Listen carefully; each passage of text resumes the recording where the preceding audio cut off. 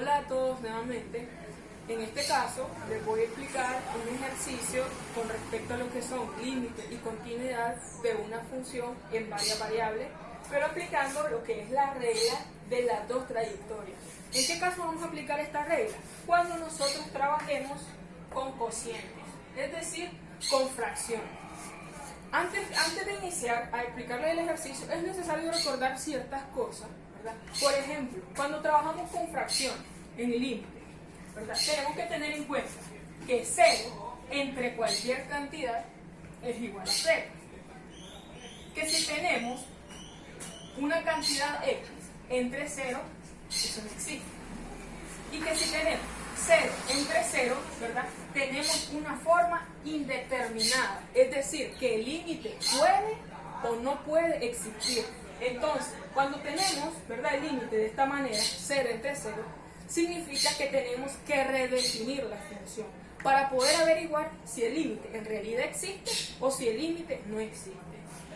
Entonces, algo necesario que recordemos, ¿verdad? Cuando trabajamos, por ejemplo, en los límites con una variable, ¿verdad? Por ejemplo, lo que tengo aquí, esto es solamente para recordar, ¿verdad? ¿Qué era lo que hacíamos? Primeramente, para intentar resolver el ejercicio, lo que hacíamos primero era sustituir, es decir, límite de x cuando tiende a 1, que donde encontrábamos la x, ¿verdad?, lo sustituíamos por ese 1, ¿verdad? Lo hacemos aquí, 1, ¿verdad?, que vale x, menos 1, eso es igual a 0.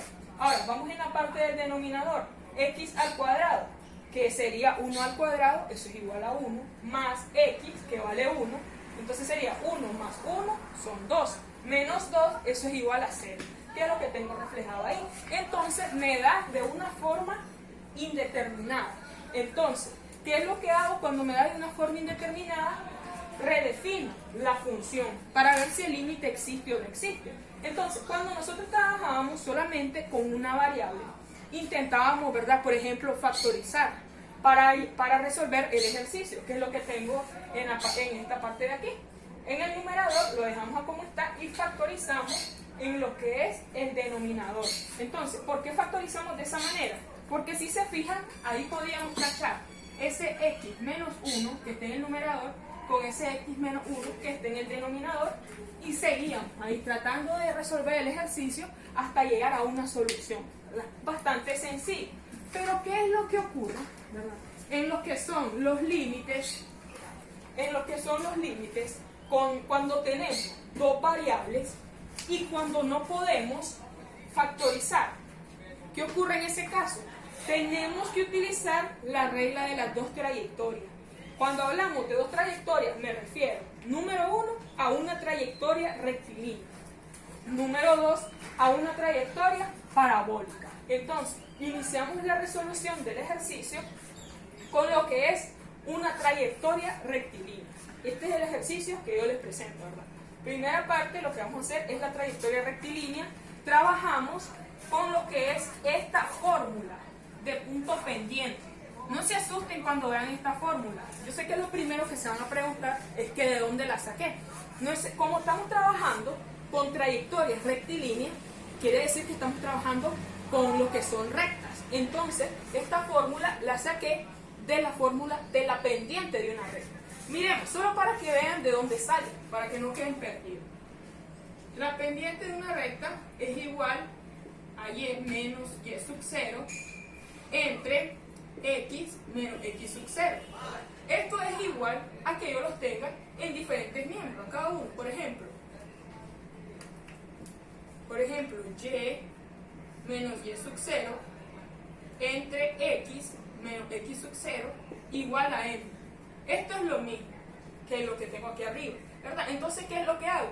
Este x menos x sub 0 que está dividiendo, lo paso a multiplicar con esa m. Entonces, ¿cómo me va a quedar la ecuación? Y menos y sub 0 igual a m por lo que pasé a multiplicar x menos x sub 0.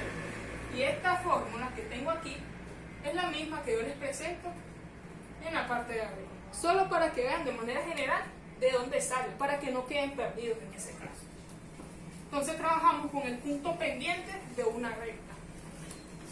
Entonces, ¿qué es lo que me quiere decir esta ecuación? Cuando trabajamos con trayectoria rectilínea, estamos trabajando con qué punto de X y Y. ¿Qué punto? Sí, el 0,0. Supongamos, ¿verdad?, que este es mi 0,0. Ese es mi punto. Entonces, cuando yo me refiero a una trayectoria rectilínea, es a que me puedo acercar a ese punto a través de líneas rectas, ya sea, ¿verdad?, por la izquierda, ya sea por la derecha. Me puedo acercar a ese punto también por arriba, por abajo, por todos lados me puedo acercar a ese punto, todo es que lo haga a través del recto. Eso es lo que me dice la trayectoria rectilínea. Ahora, se estarán preguntando, ¿por qué utilizamos esta ecuación y por qué la dejamos en función de y? Porque lo que quiero buscar es un valor de y para poder sustituir aquí el valor de y. Pero tenemos esto y sub 0 y este x sub 0 que todavía tengo que buscar cómo eliminarlo. Entonces, ¿a qué equivalen esos y sub 0 y esos x sub 0? Son igual a esto. ¿X cuánto vale? X vale 0. ¿Y cuánto vale? Y vale 0. Entonces, ese y sub 0 vale 0. Ese x sub 0 vale 0. Es como que tengamos esos puntos que tenemos aquí, 0,0, ¿verdad? Entonces, este 0 es x sub 0 y el otro sería y sub 0. Entonces, ¿para qué utilizamos esto? Para poder eliminarlo. Ya vamos a ver.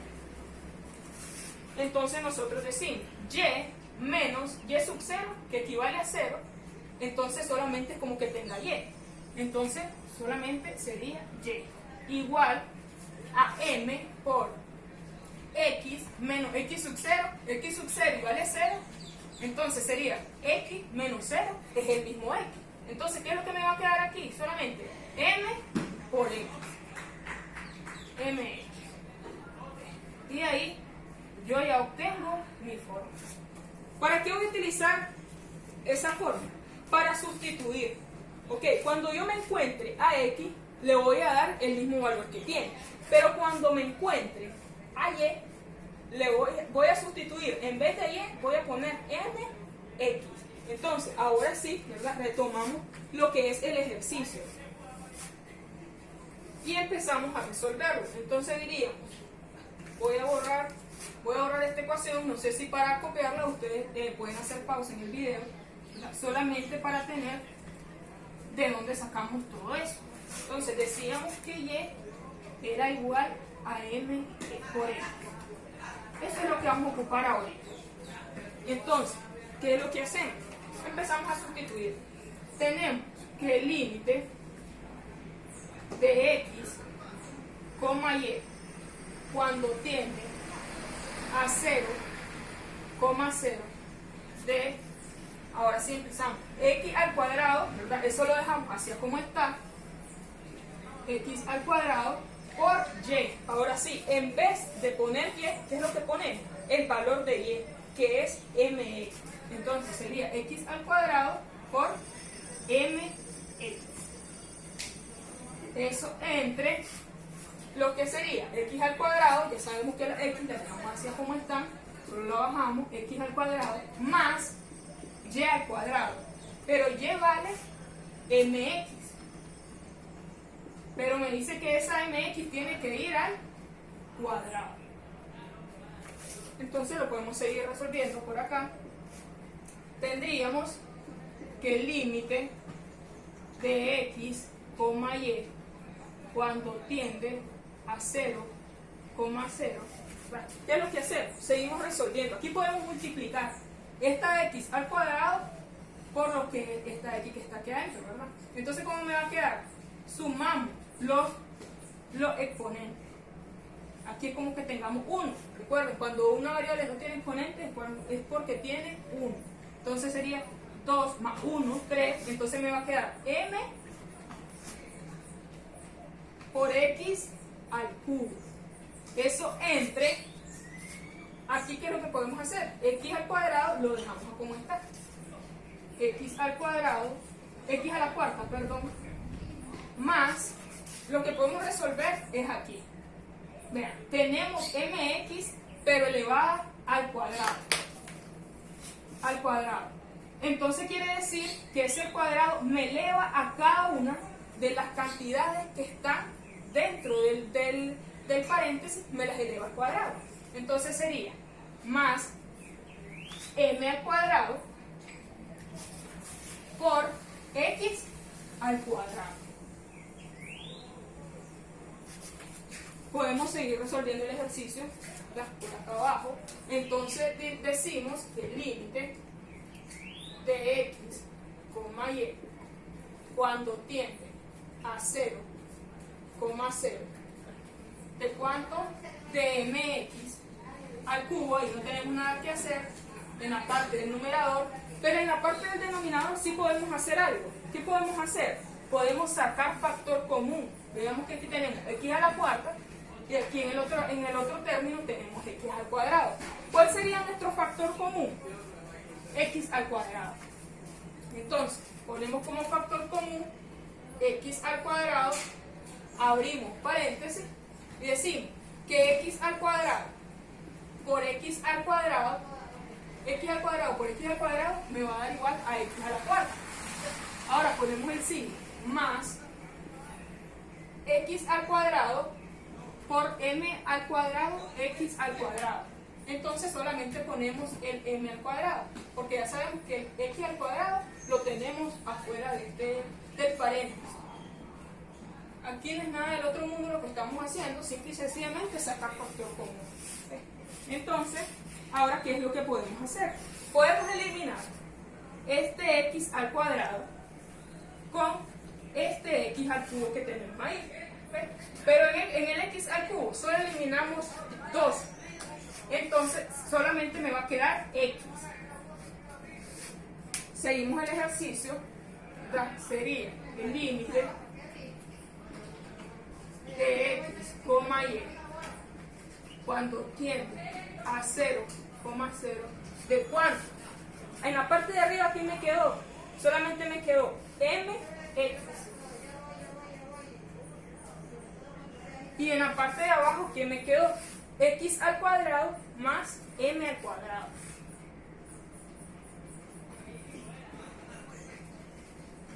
Cuando lo tenemos, ¿verdad?, de esa manera, el ejercicio, simple y sencillamente lo que hacemos es sustituir, ¿ves?, los valores de x. Y entonces decimos, lo vamos a seguir por acá, el ejercicio. Decimos que el límite de x, y cuando tiende a 0, 0, ¿de cuánto? De m por x. ¿Y a cuánto equivale x? X equivale a 0. Entonces sería m por 0 entre x al cuadrado, que sería el valor de x, 0 al cuadrado, más m al cuadrado. Eso va a ser igual al límite de x, y cuando tiende a 0, 0. ¿De cuánto? M por 0, eso es 0. Entre, aquí este 0 al cuadrado, como que no vale, solamente tenemos m al cuadrado. Y habíamos dicho que 0 entre cualquier cantidad, eso es igual a 0. Entonces, 0 entre cualquier cantidad, esta parte de aquí es igual a 0. Y esa es la respuesta que yo obtengo, ¿verdad?, a través de la trayectoria rectilínea. A través de la primera trayectoria, que es la rectilínea, yo tengo que el límite vale 0. Algo que es necesario recalcar es que cuando trabajemos con la segunda trayectoria, es decir, con la trayectoria parabólica, para que el límite exista, me tiene que dar igual a lo que me dio en la primera trayectoria, es decir, en la trayectoria rectilínea. Para que el límite exista en este ejercicio, en la trayectoria parabólica, me tiene que dar como resultado 0 también. Si me da una cantidad diferente de 0, significa que el límite no existe. Entonces, podemos borrar esta parte de aquí para que nos haga más espacio.